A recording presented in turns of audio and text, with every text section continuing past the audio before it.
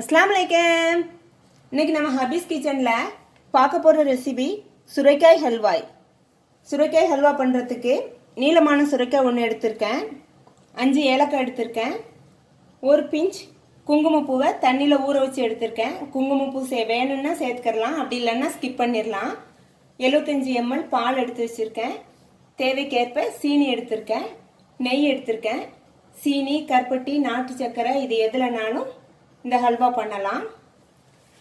First சுரைக்காவை தோல் எடுத்துட்டு துருவிட்டு பார்க்கலாம்.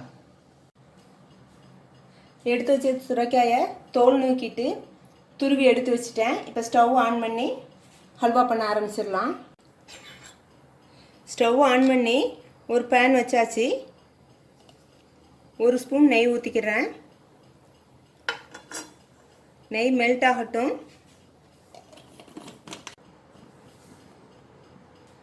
நெய் மெல்ட் ஆயிருச்சு. இப்போ நட்ஸு சேர்த்துக்கிறேன். நம்மளுக்கு விருப்பமான நட்ஸை சேர்த்துக்கிறலாம். இது லைட்டாக பொன்னிறமாகட்டும், வறுத்து எடுத்துடுறேன். கொஞ்சமாக கிஸ்மிஸ் பழமும் சேர்த்துக்கிறேன். நம்ம சேர்த்த நட்ஸு வறுபட்டுருச்சு. இப்போ இதை எடுத்துடுறேன். வறுபட்ட நட்ஸ் எல்லாம் எடுத்தாச்சு, இது இருக்கட்டும். துருவி எடுத்த சுரைக்காவை அதே நெய்லே தான் சேர்த்துக்கிற போகிறேன். சுரைக்காவை நீர்லாம் புளிய இல்லை, அந்த தண்ணீரோடு தான் சேர்த்துருக்கேன். நல்லா பெரட்டியாச்சு. இப்போ எடுத்து வச்ச பாலை அதில் சேர்த்துடுறேன். பால்லையே நல்லா வேகட்டும். சுரைக்காய் நல்லா வெந்துருச்சு. இப்போ நம்ம எடுத்து வச்சு சீனியை சேர்த்துருவோம். நான் 75 கிராம் எடுத்தேன், ஒரு 50 கிராம் சேர்த்துருக்கேன். இனிப்பு சுவை எப்படி இருக்குன்னு பார்த்துக்கிட்டு மீதி சீனியை சேர்த்துக்கலாம். சீனி சேர்த்ததும் கொஞ்சம் இப்படி இலக்கமாகவும், அதுக்கப்புறம் சீனி சேர்த்ததும் கொஞ்சம் இலக்கம் கொடுக்கும். அப்புறம் நம்ம கிண்ட கிண்ட அது கரெக்டாக ஆயிரும். கரைச்சி வச்ச குங்குமப்பூவை சேர்த்துக்கிறேன். குங்குமப்பூ விருப்பப்பட்டால் சேர்த்துக்கிறேங்க, அப்படி இல்லைன்னா ஸ்கிப் பண்ணிடலாம். நல்லா கிளறிக்கிட்டே இருக்கணும்.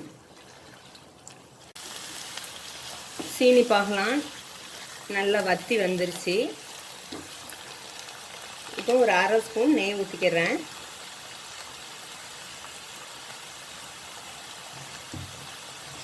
நெய்யை ஊற்றி நல்லா பெரட்டிடுறேன்.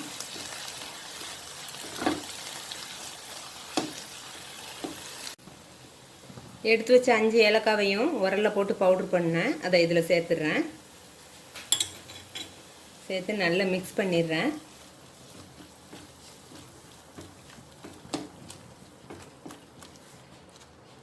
வறுத்து வச்ச நட்ஸையும் இதில் சேர்த்தாச்சு.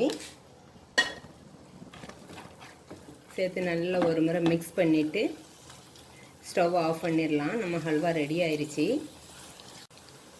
சட்டியில் ஒட்டாமல் நல்லா திரண்டு வந்துருச்சு. கம்மியாக தான் நெய் ஊற்றணும், அதுவுமே நல்லா பிரிஞ்சு வருது பாருங்கள். நம்ம ஹல்வா ரெடி. ஸ்டவ் ஆஃப் பண்ணிடுறேன். இதை ஒரு பவுலுக்கு மாற்றிடலாம். சுரைக்காய் ஹல்வா ரெடி ஆயிடுச்சு, ஒரு பவுலுக்கு மாற்றியாச்சு. நல்ல டேஸ்ட்டாகவே இருக்கும். நீங்களும் இதை ட்ரை பண்ணி பாருங்கள். இந்த வீடியோ பிடிச்சிருந்தா ஹபீஸ் கிச்சனுக்கு லைக் பண்ணுங்கள், ஷேர் பண்ணுங்கள், சப்ஸ்கிரைப் பண்ணுங்கள். அஸ்ஸலாமு அலைக்கும்.